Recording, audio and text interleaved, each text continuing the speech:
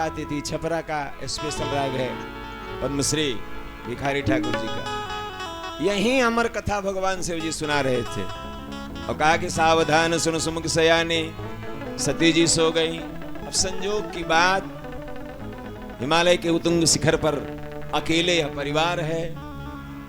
एक तोता बैठ के सुन रहा था। माता जी जैसे हुकारी भर रही थी, सुना कि इतना तो सुन लिए, बीच में रुक गए तो ये अमृत पान बिगड़ जाएगा। बोलता रहा हूं। कथा पूर्ण हुई, शिव जी देखे तो सती सो गई है। शिव जी ने पूछा ये सुन कौन, बोल कौन रहा था? और दिव्य दृष्टि से देखा, शिव जी को क्रोध आया। सुना तो रहे थे केवल सती के लिए, और क्रोध में श्राप दिया कि इतनी विशिष्ट बात पर भी ध्यान नहीं दिया आपने, सो गई। श्राप देता हूं, जीवन में स्थिरता नहीं रहेगी। अब ऐसी मैं नहीं कह रहा हूं, लोग कहते हैं कि ये मिला, बहनों को श्राप मिला भगवान शिव जी के द्वारा कि स्थिरता नहीं रहेगी, बुद्धि स्थिर नहीं रहेगी। लेकिन उसको भगवान का त्रिशूल चला, तोता भगा।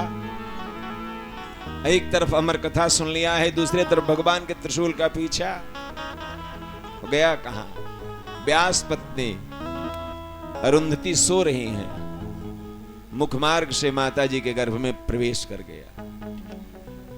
अब भगवान का त्रिशूल भी ब्राह्मण के इस परिवेष्टित आवास में, क्योंकि तप बल विप्र सदा बरियारा।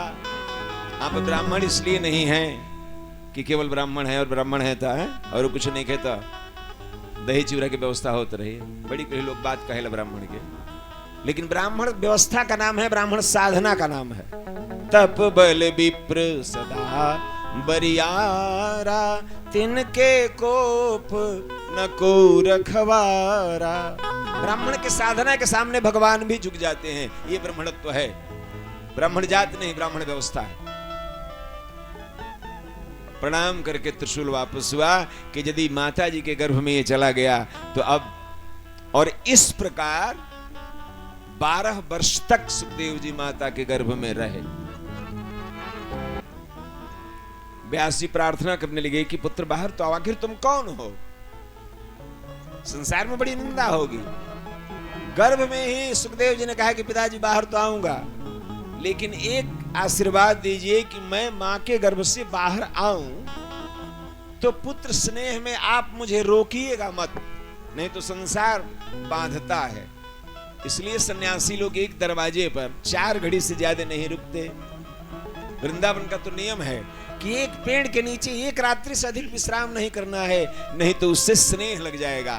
और संसार से स्नेह लगा तो रस्सी चाहे सोने की हो और चाहे सूता की हो, रस्सी बांध, जंजीर बांधने का ही काम करता है।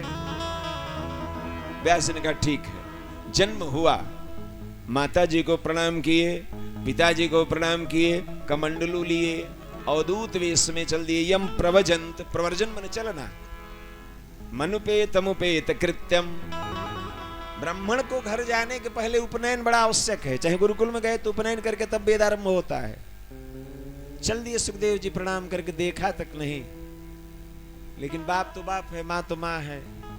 चले तो पीछे पीछे व्यास जी यम प्रवजंत मनुपेत मपेत कृत्यम द्वैपायनो, द्वैपायन नाम व्यास जी का है। बिरह का तरया जुहाव। अब जन्म लेके ही पुत्र चल दिए। अच्छा, रामायण में और क्या है? 14 वर्ष के लिए राम जी चले गए। ये निश्चित था कि 14 वर्ष के बाद आएंगे, लेकिन इतना ही महाराज दशरथ जी सहन नहीं कर पाए और कहे कि सो सुत बिछुरत गयउ न प्राणा, को पापी बड़े मोहि समाना। कौशल्या, राम जैसा बेटा चला गया और अभी हम जीवित हैं, संसार में मुझ जैसा पापी कौन होगा? ये है परिवार का संबंध, पुत्र का संबंध। यहीं से भागवत प्रारंभ होती है। चले विरह का, बेटे रुको रुको, कुछ नहीं बोल रहे हैं सुखदेव जी। बोलेंगे तो व्यवस्था बिगड़ेगी, संबंध लग जाएगा। चलते जा रहे हैं, वृक्षों ने देखा, पशु पक्षियों ने देखा, उत्तर क्या दिया? तरवोभिनेदु स्तम सर्वभूत हृदयम मुनिमानतोस्मि। व्यास जी, आप जिसे पुत्र पुत्र बेटा बेटा कह के रोक रहे हैं, वो केवल आपके पुत्र नहीं, तम सर्वभूत हृदयम, सृष्टि मात्र के कल्याण के लिए इनका आविर्भाव हुआ है, जन्म हुआ है, इसलिए इनको रोकिए मत। और अवधूत वृत्ति कैसी है? व्यास जी रो रहे हैं, चिल्ला रहे हैं, सुखदेव जी रुक नहीं रहे हैं, चलते चलते चले जा रहे हैं। मार्ग में एक सुंदर सरोवर, कोई तीज पर्व है, बहनें स्नान कर रही है। एक सुंदर ज्योति ने देखा, इतने सुंदर युवक को, 12 वर्ष की अवस्था, बोली रुको सन्यासी रुको। एक बार, 2 बार, 3 बार, फिर भी सुखदेव जी नहीं रोके, सामने आ गई। आधे अधूरे कपड़े में है, गीले कपड़े पहनी है, सामने चली आई। और जब कोई प्रभाव सुखदेव जी पर नहीं पड़ा तो जोर से कहा, सन्यासी रुको, तुमने मुझे देखा? बाबा ने कहा देखा। अब उसको लगा कि शायद मैं जो तीर छोड़ रही हूं सही निशाने पर लगा है। कहा कि मुझे देखने के बाद तुम्हारे मन में कोई भाव नहीं हुआ? सुखदेव जी मुस्कुराए, कहा कि आपको देखा, हृदय से प्रणाम किया, मेरे मन में भाव भी हुआ। मुस्कुराई, शर्माई, बोले क्या भाव बना? कहा कि आपको देखा तो प्रभु से प्रार्थना किया कि प्रभु, संसार में यदि मुझे फिर जन्म लेना पड़े तो आपके जैसे मां के गर्भ से मेरा जन्म हो। मैंने यही प्रभु से प्रार्थना की और आपको देखने के बाद यही भाव मेरे मन में बना। और जैसे ही सुखदेव जी ने कहा, उसके मन का भाव बदल गया, चरणों में एक बार नहीं 1000 बार प्रणाम करके और विदा की। ये प्रेम है, ये प्रेम की परिभाषा है।